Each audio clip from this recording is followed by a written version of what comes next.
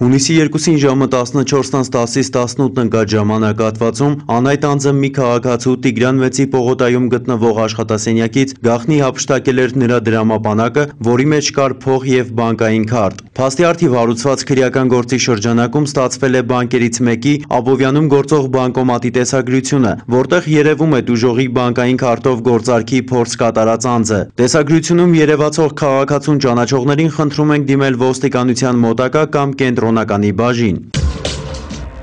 Հոկտեմբերի 2-ին ժամը 13-ի սահմաններում անհայտ անձը Մոսկովյան փողոցում գործող բժշկական կենտրոնի սենյակներից մեկի պահարանից գողացել էր մի քաղաքացու դրամապանակը, որի մեջ եղել էր 25,000 դրամ։ Քննության ընթացքում կատարվել է դեպքի վայրի զննություն, որի ընթացքում վերցվել են տարածքը տեսանկարահանող սարքերի տեսագրությունները, որտեղ երևում է գողությունը կատարած անձը։ Տեսագրությունում երևացող քաղաքացու վերաբերյալ տեղեկություն ունեցողներին խնդրում ենք դիմել ոստիկանության մոտակա կամ կենտրոնականի բաժին։